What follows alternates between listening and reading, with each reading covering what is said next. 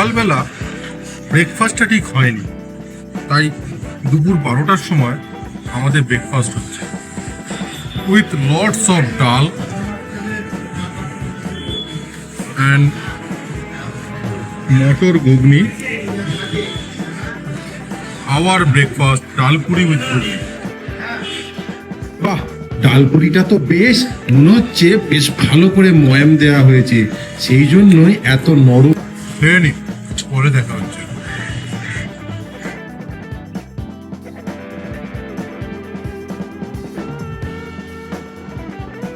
আর উদ্বেগ বাড়িয়ে কোনো লাভ নেই, বুঝলেন বন্ধুরা। এতক্ষণে আপনারা টাইটেল দেখে বুঝেই গেছেন যে আজকের এই শুভযাত্রা আমরা শুরু করছি কলকাতা থেকে সড়ক পথে প্রায় 200 কিলোমিটার এবং রামপুরহাট থেকে ও তারাপীঠ থেকে 30 এবং 26 কিলোমিটার দূরত্বে থাকা বীরভূমের রাঙামাটির অন্যতম ব্যস্ত শহর সাঁইথিয়ার ময়ূরাক্ষী নদীর তীরে অবস্থিত 51 সতীপীঠের অন্যতম মা নন্দিকেশ্বরীর উদ্দেশ্যে। আপনারা যদি রামপুরহাট বা তারাপীঠে এসে থাকেন, যদি মন চায় এখানে আসবেন, তাহলে সেখান থেকেও আসতে পারেন, বাসে টিকিট কাটতে পারেন।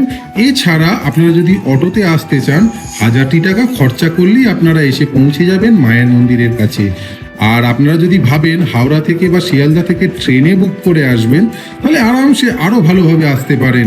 যেমন হাওড়া ও শিয়ালদা থেকে প্রচুর ট্রেন রয়েছে, যেমন গণদেবতা, শহীদ, জয়নগর, মালদা ইন্টারসিটি এবং শিয়ালদা থেকে মা তারা এক্সপ্রেস ইত্যাদি। এই সমস্ত ট্রেনের মাধ্যমে আপনারা প্রায় 2.5 থেকে 3 ঘন্টার ব্যবধানে অনায়াসে এসে পৌঁছে যাবেন এই সাঁইথিয়ায়। সাঁইথিয়া স্টেশনে নেমে 5 নম্বর প্ল্যাটফর্ম ক্রস করে 2 মিনিটে হাঁটলেই আপনারা পৌঁছে যাবেন এই সতীপীঠের কাছে।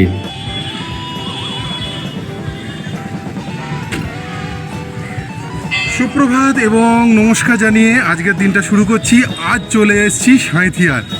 আমার ব্লগ যারা দেখেন দেখবেন আমার একটা বোলপুরেরও ব্লগ রয়েছে। বোলপুর মানে বীরভূমে টোটাল 5খানা সতীপীঠ রয়েছে, তার মধ্যে 2টো অলরেডি আমি দেখে ফেলেছি। একটা হচ্ছে মা ফুল্লরা মায়ের মন্দির, আর একটা হচ্ছে কঙ্কালীতলা। আজ এসছি সেই বীরভূমেরই 3য় সতীপীঠ দেখতে, মা নন্দিকেশ্বরীর মন্দির। তো পুরো ভিডিওটা সঙ্গে থাকুন এবং মায়ের দর্শন করুন। আসুন।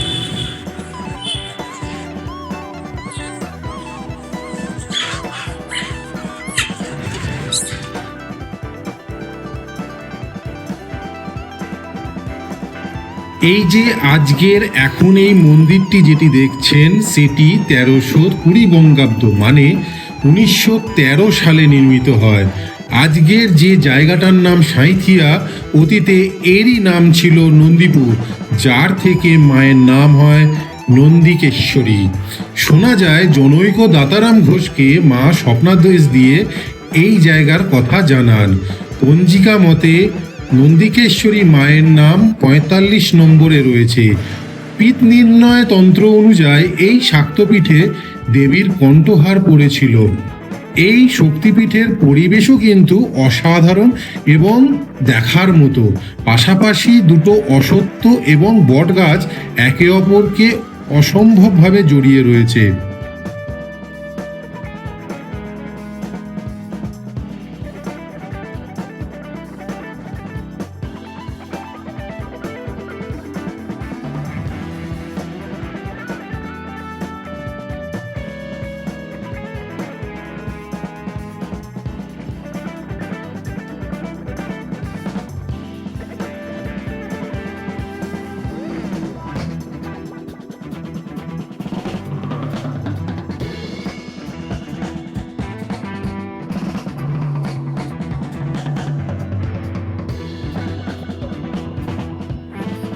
ভাগ্য ভালো মায়ের কাছে আজকে লাইনটা কম আছে, তাড়াতাড়ি পুজো দেওয়া হয়ে যায়।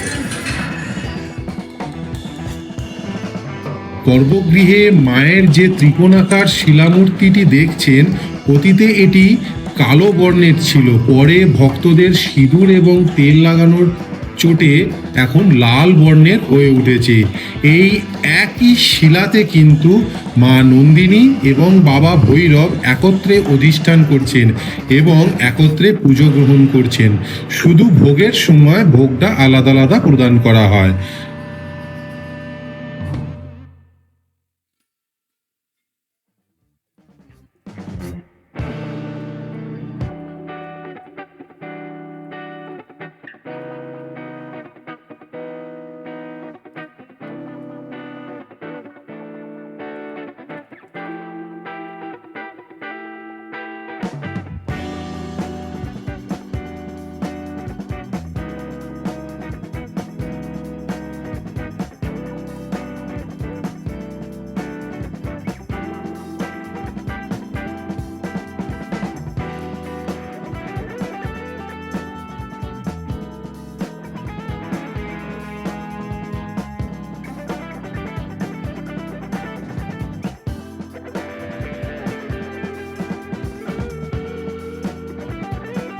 মেন মন্দিরের উল্টো দিকের দেওয়ালে মানে গর্ভগৃহের উল্টো দিকের দেওয়ালে ফুটিয়ে তোলা হয়েছে দেবীর দশমহাবিদ্যার বিভিন্ন রূপ।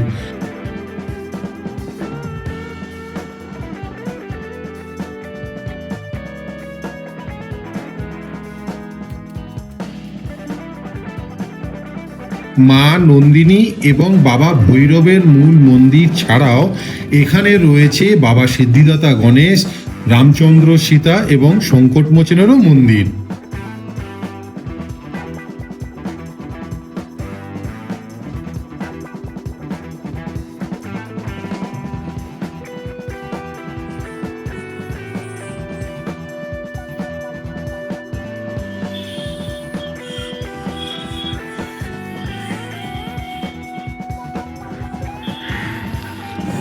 তো মা নন্দিনীকেশ্বরীর মন্দির দর্শন কমপ্লিট হলো। এবার আরেক মায়ের কাছে যাওয়ার পালা, মানে তারাপীঠে যাবো এবার এখান থেকে। তো পুরো ভিডিওটা সঙ্গে থাকুন। সাঁইথিয়ায় এলে দেখতে এবং বুঝতে পারবেন সাঁইথিয়ার মাটিতে কিভাবে একাকার হয়ে গেছে কালী এবং কৃষ্ণ। মা নন্দিকেশ্বরের মন্দিরে এলে মায়ের মন্দিরের পাশেই অধিষ্ঠান করছেন দারুব্রহ্ম শ্রী শ্রী জগন্নাথ দেব। 1980 সালের এই মন্দিরে প্রতিষ্ঠা হয় এবং সেই সুদূর পুরী থেকে কিন্তু সেই সময় ভগবানের মূর্তি আসে। এখানে রথ এবং দোলযাত্রা মহা ধুমধামে পালন হয় এবং সেই সময় প্রচুর ভক্তের সমাগম ঘটে। নন্দিকেশ্বরী মাকে দর্শন করে আমরা বেরিয়ে পড়েছি তারা মায়ের উদ্দেশ্যে। আর 8 কিলোমিটার রয়েছে আমরা এখন যেখানে রয়েছি সেখান থেকে। তো আমরা তাড়াতাড়ি পৌঁছে যাব মায়ের কাছে, আর ইচ্ছা আছে গিয়ে আজকেই পুজোটা দিয়ে নেব। মায়ের আশীর্বাদে যেমন ভাবনা তেমন কাজ। তাড়াতাড়ি পৌঁছে গেলাম, এবার আমি যাচ্ছি মায়ের কাছে পুজো দিতে। আপনারাও ভিডিওটাতে সঙ্গে থাকুন, আপনাদেরও মায়ের দর্শন করানোর চেষ্টা করছি।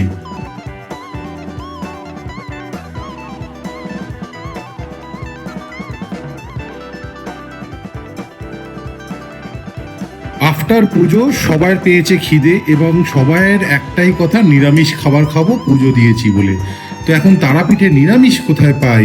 তো খুঁজতে খুঁজতে খবর পেলাম আমরা যে হোটেলটায় রয়েছি বামতারা হোটেল, ঠিক তার উল্টো দিকেই রয়েছে মাধবী হোটেল, যারা একদম শুদ্ধ নিরামিষ খাবার পরিবেশন করেন। তাই চলে এলাম মাধবী হোটেলে। খুব সুন্দর পুজো দিলাম। এবার দুপুরের লাঞ্চটা করতে হবে, বুঝলেন তো? একদম শুদ্ধ নিরামিষ আহার। যদিও নিরামিষ আমি খুব একটা পছন্দ করি না, কিন্তু মায়ের কাছে এসছি একটু তো নিরামিষ খেতেই হবে। তাই প্রথমে ঘি ভাত। কোম্পানি ঘি ভাতই আটকে নেই, ঘি ভাতের পরে রয়েছে ডাল আর আলু ভাজা। একটু লেবুটাও চটকে নিলাম।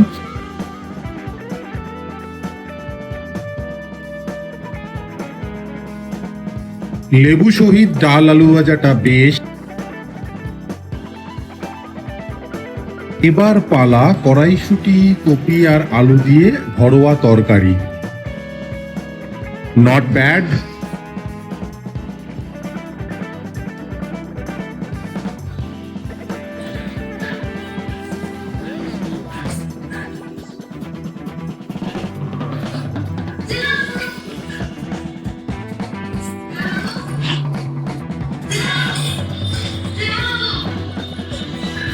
পোস্ত নিরামিষ হোক বা মাছ, দুটোই কিন্তু খেতে ভালো লাগে।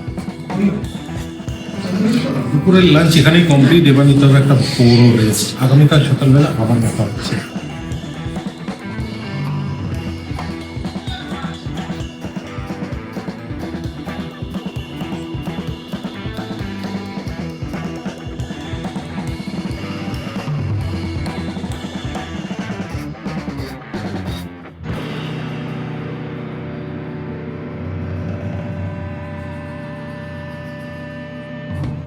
জয় মাতারা বন্ধুরা, সকাল সকাল কথা মতো হাজির হয়ে গেছি ব্রেকফাস্ট টেবিলে। উপস্থিত আমি এখন বসে রয়েছি বামতারার হোটেলের রেস্টুরেন্টে। অসাধারণ সাজানো গোছানো রেস্টুরেন্ট। তো বকর বকর না করে ব্রেকফাস্টটা স্টার্ট করি, কারণ এখান থেকে আমাদের যেতে হবে আরেকটা সতীপীঠ দেখতে। তো সকালবেলা ব্রেকফাস্ট স্টার্ট উইথ আলুর দম অ্যান্ড পরোটা। দুটোই নরম। হেপি। এবার আজকে আমাদের নেক্সট মায়ের কাছে যাওয়ার কথা, নলহাটেশ্বর। চলুন।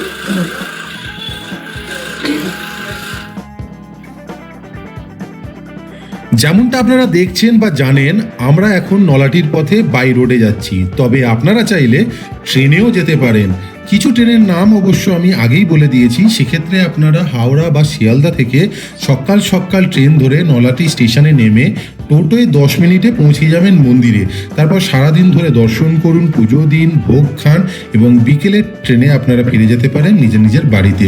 তবে ব্যাপারটা আমার কাছে একটু হেক্টিক হয়ে যাচ্ছে, সেক্ষেত্রে আপনারা কাঞ্চনজঙ্ঘা বা তারামা ধরে সকালবেলা যদি আপনারা রামপুরহাটে নামেন, একটা দিন তারাপীঠে কাটান, তারামাকে দর্শন করে পরদিন সকালবেলা ফ্রেশ মুডে অল্প খরচে বাসে 1 থেকে 1.5 ঘন্টায় পৌঁছে যেতে পারেন এই নলহাটি।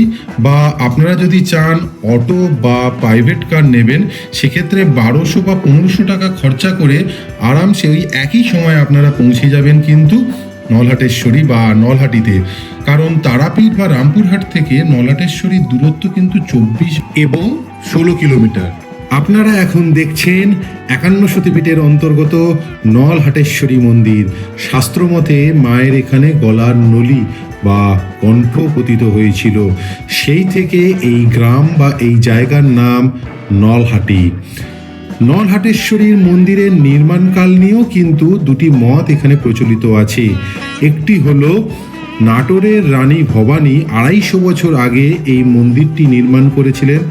আবার কেউ কেউ বলেন পাইকপাড়ার জনৈক ব্যবসায়ী রামশরণ শর্মাকে স্বপ্ন দিয়ে মা 500 বছর আগে এখানে অধিষ্ঠিত হন। নলহাটেশ্বরী মায়ের মেন মন্দিরের পাশেই রয়েছে আরেকটি মন্দির, সেটি হলো সিদ্ধিদাতা গণেশের মন্দির। তার ঠিক সামনেই করা রয়েছে পঞ্চমুণ্ডির আসন, যা 1296 সালে কুশলানন্দ ব্রহ্মচারী মহাশয় কাশী থেকে প্রথমে তারাপীঠে এবং তারাপীঠ থেকে নলহাটেশ্বরী মন্দিরে এসে ওই পঞ্চমুণ্ডির আসনটি তৈরি করেন এবং কুমারী রূপে মায়ের দর্শন পেয়ে সিদ্ধি লাভ করেন। ঢিপির ওপর অবস্থিত এই মন্দিরের গর্ভগৃহে ঢোকার মুখে গুপ্ত বংশের স্থাপত্যের কিছু নিদর্শন পাওয়া যায়। আর এই হলো সকলের নলহাটেশ্বরী মা। প্রস্তর মূর্তিটির উচ্চতা প্রায় 4 ফুট। দেবী এখানে ত্রিনয়নী, সোনার তৈরি জিহবা। তবে আজ যা দেখছেন অতীতে এমনটা ছিল না। তবে শোনা যায় কৃষ্ণপ্রসাদ নামে এক স্বর্ণকার চক্ষু, ভ্রু, জিহবা বসিয়ে মায়ের আজকের এই রূপ দিয়ে থাকেন। এই শিলামূর্তিটির ঠিক নিচেই রয়েছে সতীর প্রস্তরীভূত কণ্ঠনলী। প্রতিদিন সকালবেলা 5টা থেকে 5:30টার সময় মায়ের যখন শৃঙ্গার করা হয়, তখন ভক্তদের সেই শিলারূপী আদি রূপটি কিন্তু দর্শন করানো হয়।